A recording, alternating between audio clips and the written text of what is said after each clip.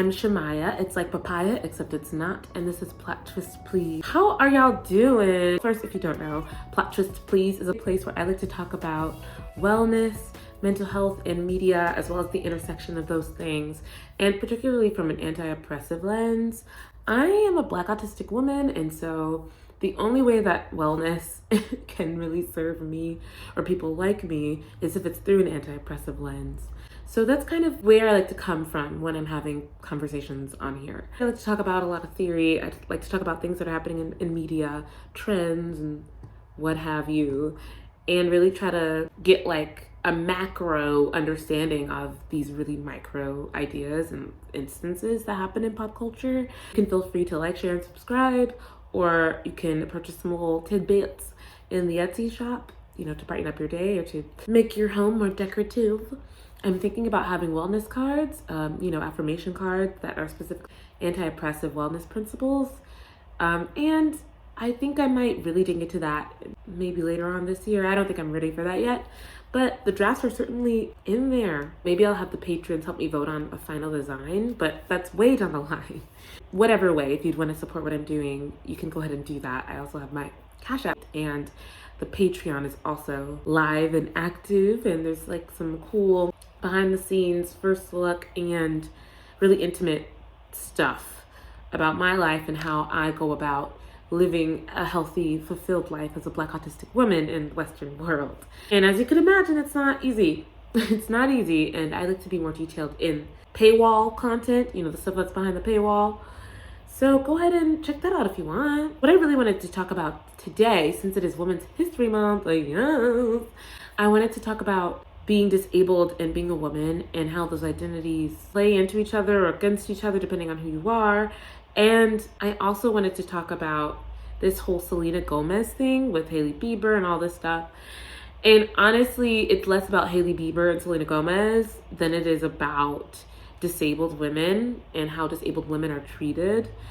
And truly, when I saw all this stuff going on with Selena, maybe you don't know, but Selena has lupus and has had lupus for a long time.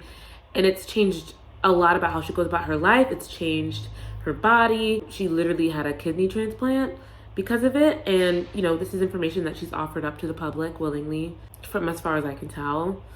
And she has gone through a lot because of it. I'm not even going to get into her relationship with Justin Bieber or former relationship with Justin Bieber, who is now married to Hailey Bieber, because I have my own ideas on that. And if you want to know how I feel about that, you can go ahead and become a patron because that stuff is behind the paywall.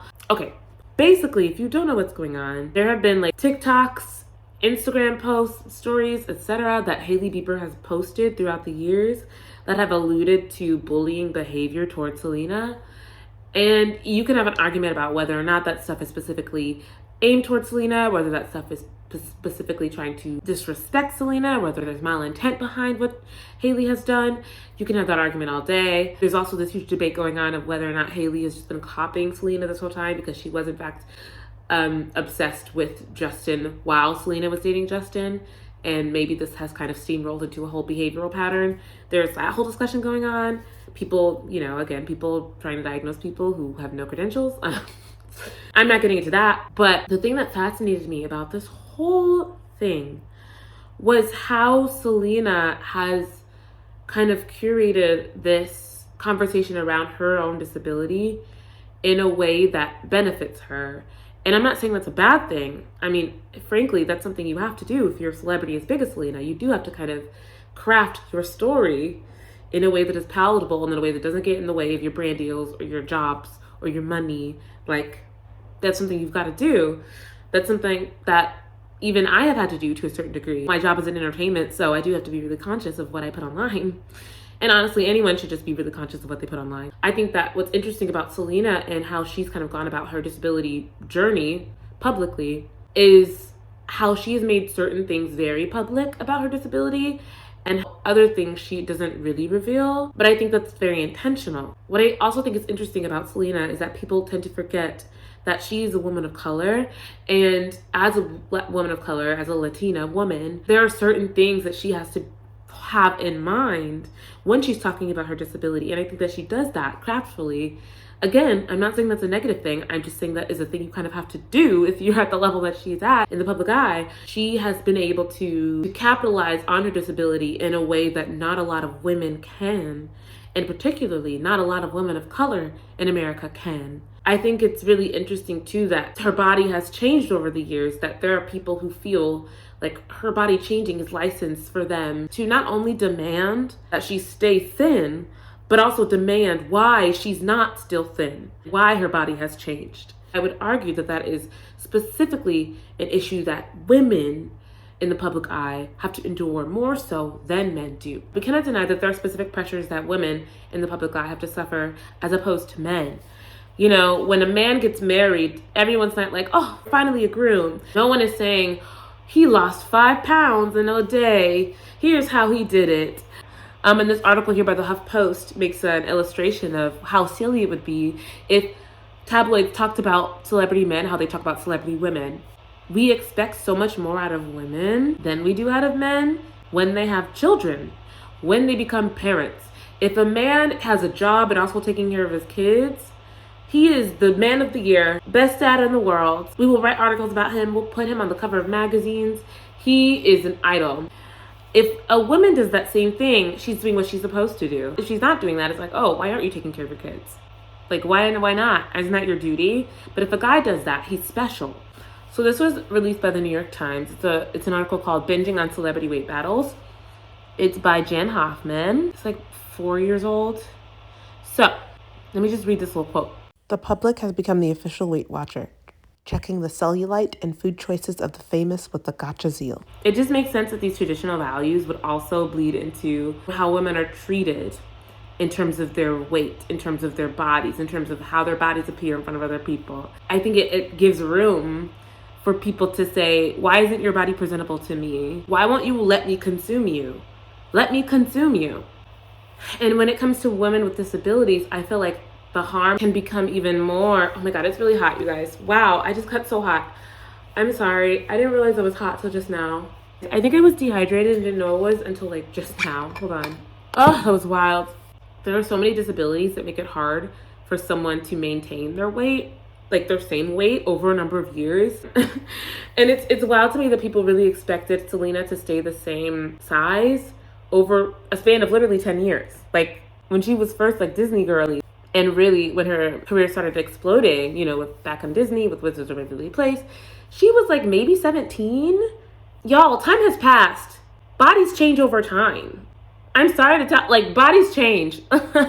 Bananas, huh? All of that, all of this discourse around Selena, around her body, which I think is just like really annoying, and around disability has brought me to this question of, what do we really expect from women with disabilities? You know, what does society expect? And before I really get into the nitty gritty, I just want to tackle a few things first. So I'm going to be talking about language first, because language is important. Yes, it's fluid and it allows us to have more succinct ideas about what we're trying to communicate. And it just allows communication to be more precise and efficient. So when I'm talking about women, I'm talking about people who are socialized as women in society. And when I'm talking about women with disabilities, I'm talking about women with invisible disabilities. I'm talking about women with disabilities that you can see.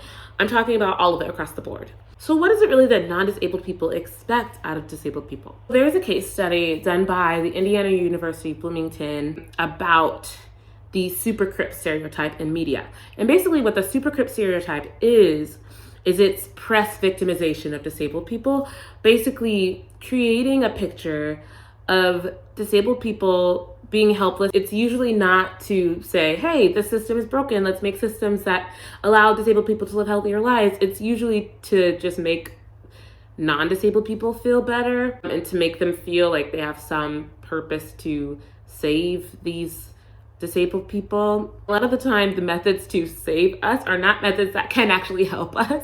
They're just to make the non-disabled person feel better. And I think that's also really disempowering. Now, there's balance to this because yes, a disability is a disability. Your life is made harder by being disabled because of the system and because the body that you live in. But some journalists will turn disabled people into objects of pity, or even the in spite of stories or the courageous stories that are like, this disabled person is doing this very mundane thing and it's inspiring because they're doing a mundane thing, even though the people reporting on this inspiring activity know absolutely nothing about this disabled person's life.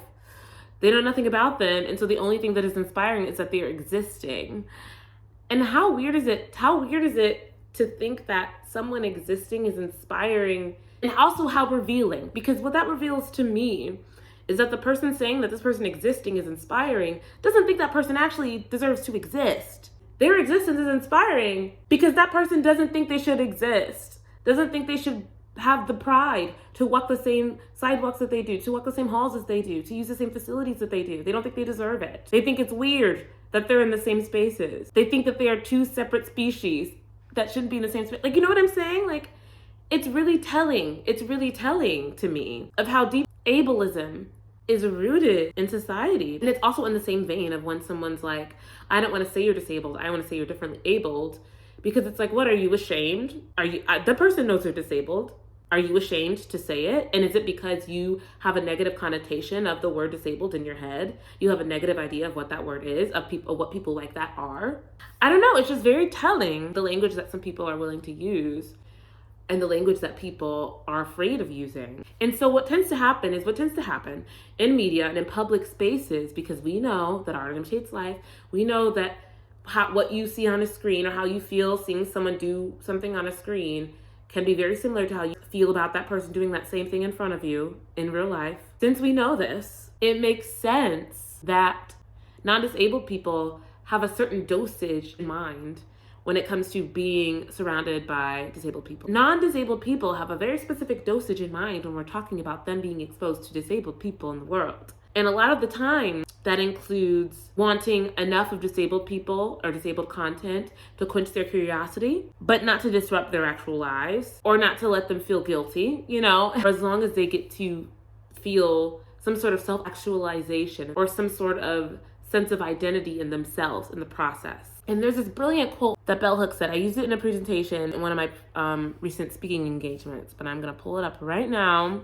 In Eating the Other, Desire and Resistance, what she is alluding to is how an oppressed community can often be consumed by the oppressor, by the people who are in power.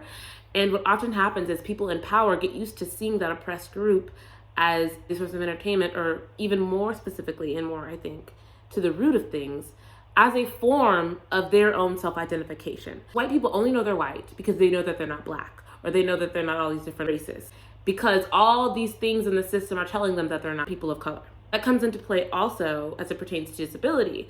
So non-disabled people know that they're non-disabled because all these things in place are telling them that they're non-disabled, that they are not like a disabled person. So one of the quotes that she uses to illustrate this idea of people in power using people at, lower in the hierarchy to develop their sense of who they are, the point is to be changed by this convergence of pleasure and otherness. So you finding joy in that other thing, but not getting too close to it, not getting too familiar with it, is what keeps that thing in the category of other and what keeps you in the category of mainstream. And when you are used to being mainstream and you're used to those people over there being other, you get into a habit of trying to maintain that. You can only be changed by those others to the degree that you are still able to hold on to that identity of being mainstream, So the other only exists to serve your own desires as the mainstream entity, So they are only there to make your life easier, to make you feel self-actualized, to make you feel like you're doing a good job, to make you feel altruistic, to make you feel like you're making the world a better place.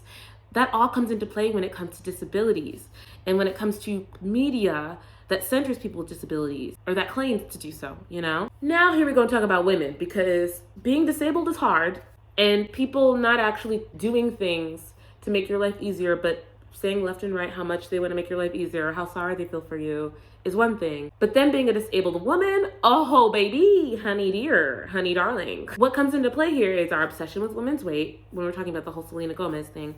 What comes into play here is our obsession with women serving us, and with women constantly filling the role of servant or of caretaker or caregiver, to the point that when a disabled woman becomes disabled or reveals that she's disabled, it is very easy to vilify her just for having needs, to see her as lazy for not cooking Thanksgiving dinner, because I guess all women are supposed to cook Thanksgiving dinner, the men are not supposed to help at all, I guess.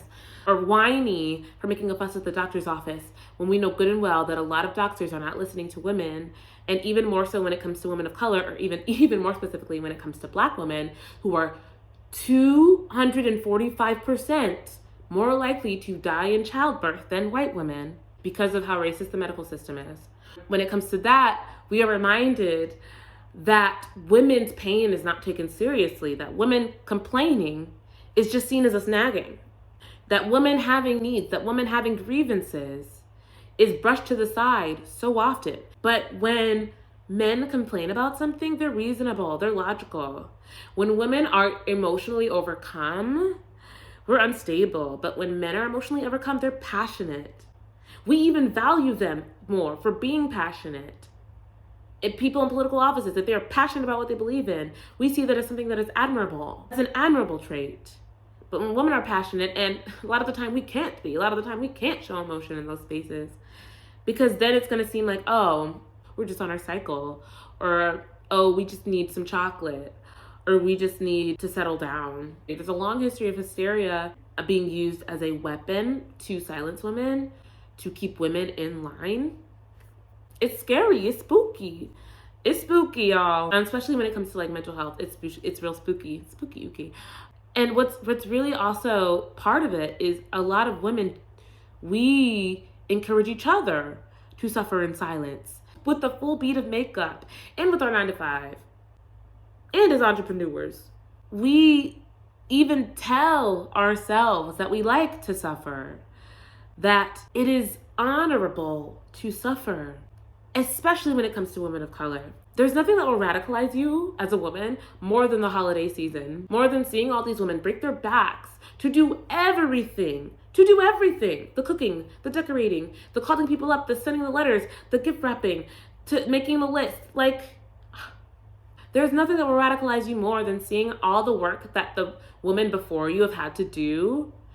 And the moment they take a breath, they're lazy. And God forbid they become disabled, or already are. God forbid.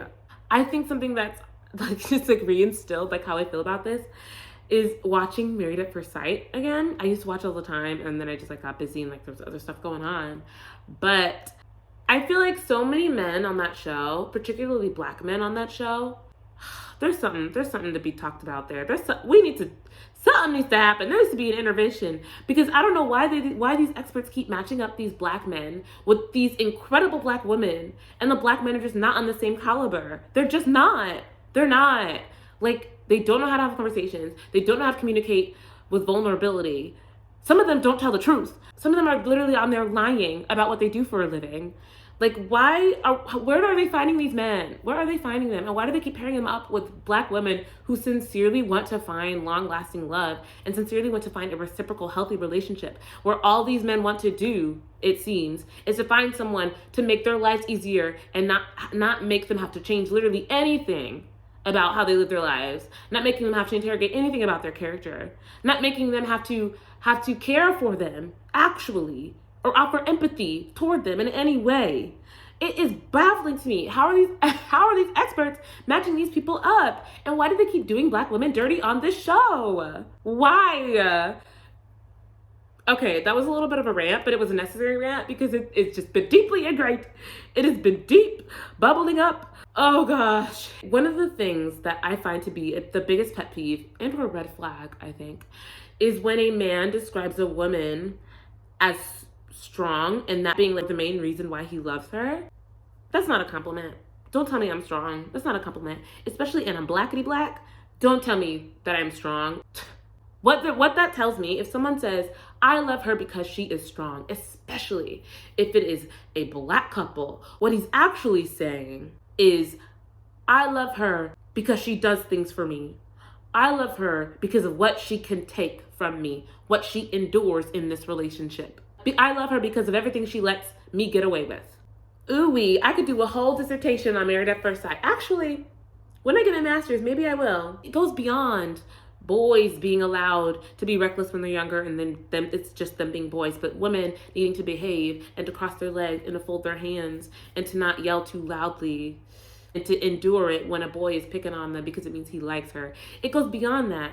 It literally goes into how we interpret our pain. We silence ourselves in instances where we're uncomfortable. We will tell ourselves that this pain is necessary rather than saying, actually, I don't like this. I don't like being treated like this, because we feel like it is normal to be treated like that. And we feel like that's the only option.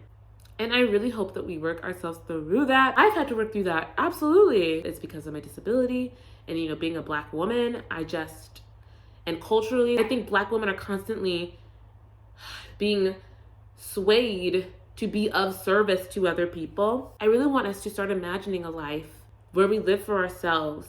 This culture, specifically with women of color, of meeting everyone else's needs, not asking for reciprocity in relationships. It's in everything. I read somewhere too that women are less likely than men to ask for raises, that they, are probably more inclined to think that they don't deserve something that they actually do.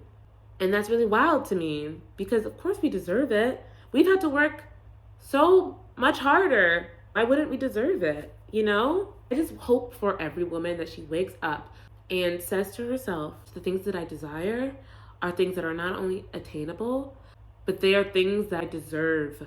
And so when we think about all that, about how women are treated, and specifically how women of color are treated, because can't forget about that, there's intersectionality there. And of course, if you're a marginalized person and you're also a woman in whatever respect, it's just going to be harder for you than a woman who is not marginalized in other ways.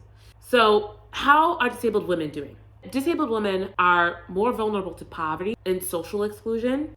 And I think when we talk about social exclusion, we have to talk about how community can literally keep you alive, and how community can keep you in a certain economic bracket, and how valuable socialization can be when it comes to the grand scheme of getting what you need in society. When it comes to getting what you need, your community can be the difference between life and death.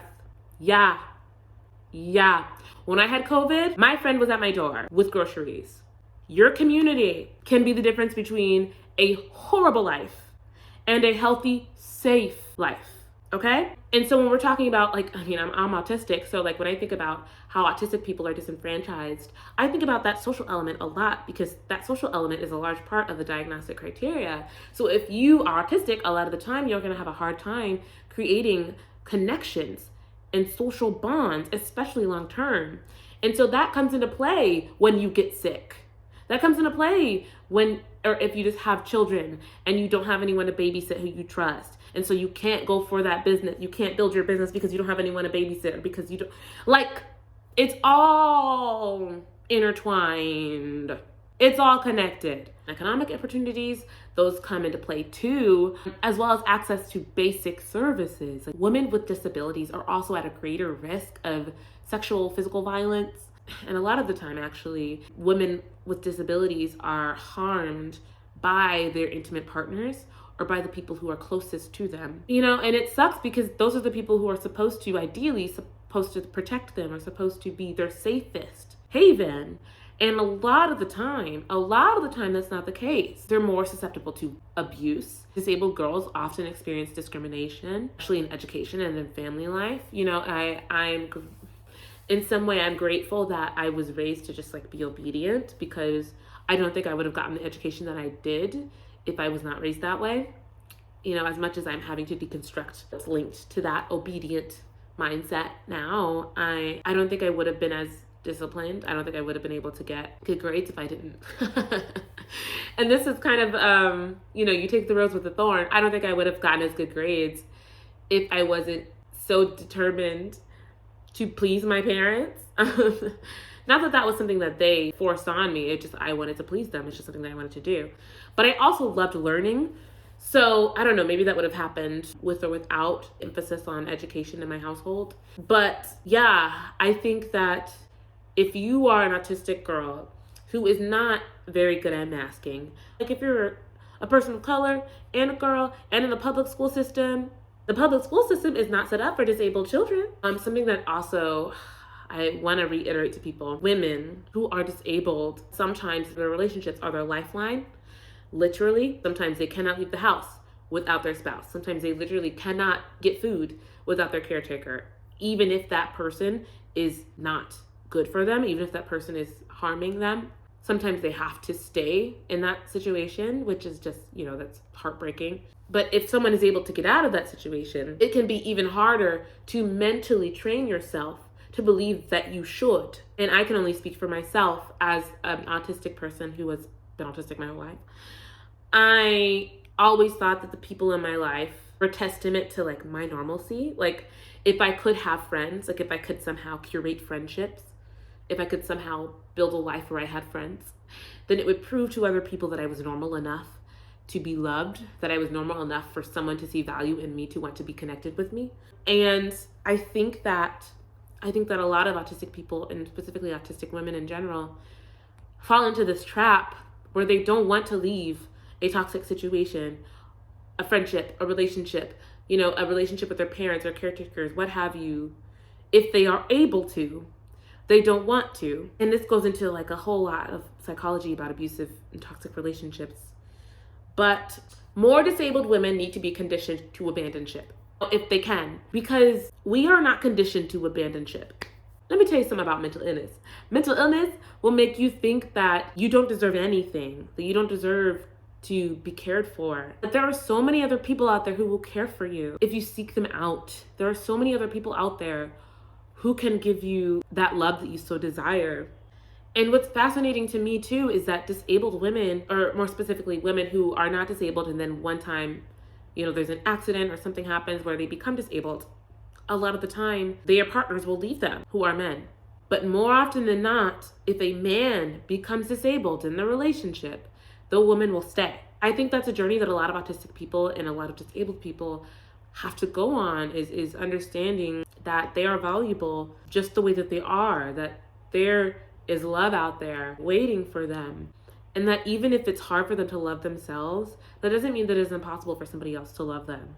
Because one thing that I really hate, one thing that I just cannot stand, is the saying, you can't expect someone else to love you if you don't love yourself. Please. Please. Do you know how many people have loved me back to life? Have breathed life into me? You do not have to do it by yourself. Absolutely not. I just want to reiterate the fact that disabled women are people. Disabled women of color are people. We deserve to live fulfilling lives. We deserve to experience travel. We deserve to eat good food, to meet wonderful people, to pursue our dreams, to feel wanted and valued in society, whether or not we can do something for somebody else, whether or not we can make someone feel like they're changing the world, whether or not we can physically take care of somebody else or be someone's eye candy. And that our lives are much bigger than that. Our lives are bigger than what we can do for other people. This is coming from someone who's extremely empathetic and who has made it her mission to do things for other people. With this podcast, we are so much more than our labor. I want the kind of love in my life that is not centered around what I can do for that person, that is centered around who I am and the fact that if I enter a room, that person's life is better just by me being there. That I am accepted for my whole humanness. That to me is the kind of love that I want. That is women's appreciation to me. All right, so that's all I'm gonna say about that. Thank you so much for joining me. This was a long episode, but it didn't feel long. Maybe because I actually enjoyed what I was talking about. Maybe I'll do more of that and make sure that everything that I cover is something that I actually like talking about, so that it's something that y'all actually like listening to. And thank you for joining me again. Stay weird out there. Take care of yourself.